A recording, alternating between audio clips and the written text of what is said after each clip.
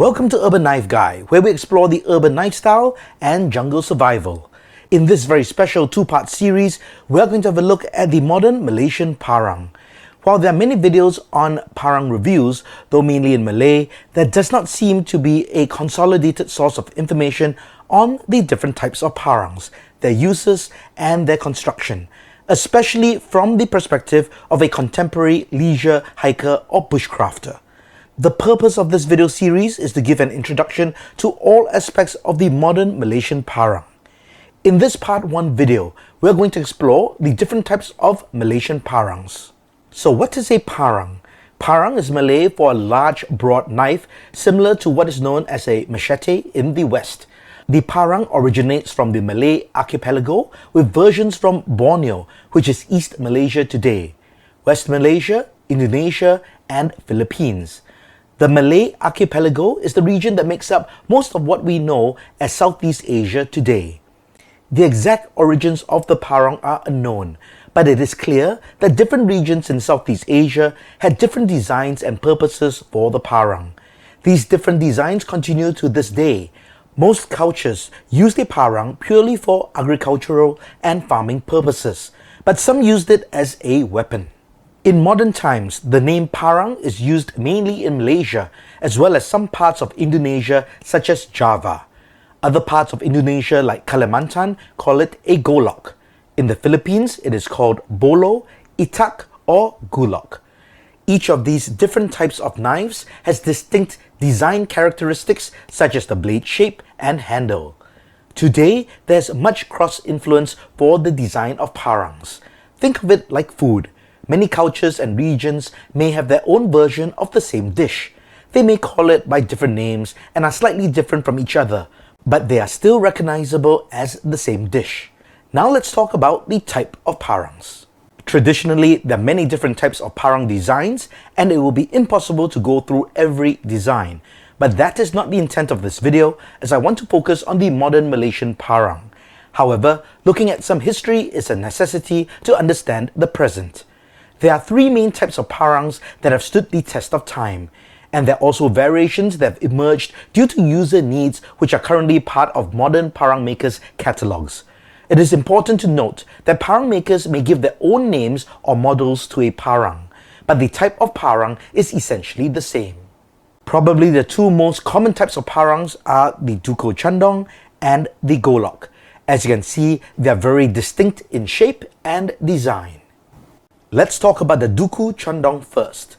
The Duku Chandong, also called the Parang Chandong, is a traditional chopper used by the Dayak people or Ibans from Borneo, what is known as East Malaysia and a part of Indonesia and Brunei today. Duku means knife in Iban language. Chandong refers to Parang Pendek, which translates to short parang. So Duku Chandong is a bit redundant as it means knife short parang. That is why you see variations of this knife simply referred to as Chandong. It is also sometimes spelled Chandong without the H. This parang is also not to be confused with the Chandong in Lambung language, which refers to another type of golok in Lambung, Indonesia. The Duko Chandong might be best well known internationally as it is also called the Ray Mears parang due to the British survival expert featuring it in 2 episodes of his BBC television show back in the 1990s. So he became associated with this style of parang, and the West started to refer to it as the Ray Mears parang. But it is in fact the Duko Chandong. The Chandong is an excellent general purpose knife for chopping, slicing, prying and food processing.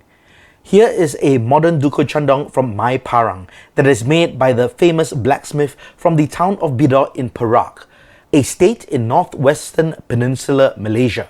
While modern in construction in some ways, it is still traditionally made and it retains the traditional look of a Duko Chandong. Here's another Duko Chandong made by Parang Lipis in Pahang, a state in central eastern peninsular Malaysia. This knife is very similar to the one from My Parang, but it's got a less pronounced curve, but it is a Duko Chandong or a Chandong nevertheless. Here is one more Chandong by Parang Tantari based in Johor, a state in southern peninsular Malaysia. Tantari calls this a mini Chandong, but it's still a Chandong. This is their 2022 version. They do make a classic version which has a more traditional handle like My Parang and Parang Lipis. Notice that for this mini Chandong, it is much straighter. While traditionally made, this incorporates design features from other knives outside of Malaysia, such as the finger choil and the handle shape. So the main characteristics of a Duku Chandong is the upswept curve along the spine and along the blade as well as the sheep's foot blade style. Duku Chandongs are great all-round parangs as they can chop, slice and cut. You can also do fine work by choking up on the knives. Traditionally, there's an unsharpened portion of the blade at the base just before the head of the handle. This allows the user to choke up for fine work like carving or feather sticking in the case of bushcraft. The Orang Asli or natives have a technique where they pinch the back of the blade and press it on the inside of the handle to do fine work. The other most common type of parang is the golok. It originated in Indonesia and became popular in Peninsular Malaysia, also known as West Malaysia now. So while the Duku Chandong is very common in East Malaysia, the golok is traditionally more popular in West Malaysia. You'll find the golok sold in hardware stores and markets under gardening tools. This is an example of a golok. Now this is a very small and inexpensive handmade golok, but it will do for illustrative purposes. The distinctive features of the golok is the pointed tip, almost like a drop point style blade. There's also a curved blade, and traditionally there's a recurve on the blade closer to the base of the blade. There's also a slight curve on the spine for most of the goloks, although this one is straight as it is from Perak, which is a state in northwestern Peninsular Malaysia. So this is actually called the Golok Perak. Golok Peraks tend to be slightly thinner and have less pronounced curves on the spine and the blade. Goloks come in different blade widths and blade thicknesses so that they're more effective choppers. Some goloks have a ricasso, which can be used to choke up on the blade. This is the unsharpened part behind the back edge of the blade. Some modern makers put in a finger choil. The golok is very versatile and it can be used for general trail maintenance and chopping, but the pointed tip is designed for processing game like skinning, cleaning and slicing. The third most popular type of parang is the parang lading. The parang lading is the official weapon of Silat Sekak, a form of Malay martial arts believed to have originated in Kedah, a state in northwestern Peninsular Malaysia above Perak. As a weapon, the Silat Sekak's form of parang lading is very different from the parang as an agricultural tool. The measurements of a parang lading in Silat Sekak are custom made based on the measurements of the hand of the user.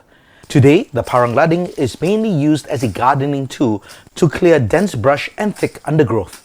The distinctive features of a lading are its thin long blade, and they are usually quite long. The blade lengths are between 20 inches to 36 inches long. The reason for the thin blade is to keep the weight down, and since the purpose is not meant for chopping wood but clearing brush and undergrowth, it does not need to have a wide or thick blade. So the most common types of parangs in Malaysia today that have historic roots are the Duku Chandong, Golok and Parang Lading. I hope you enjoyed this first part of the introduction to modern Malaysian parangs.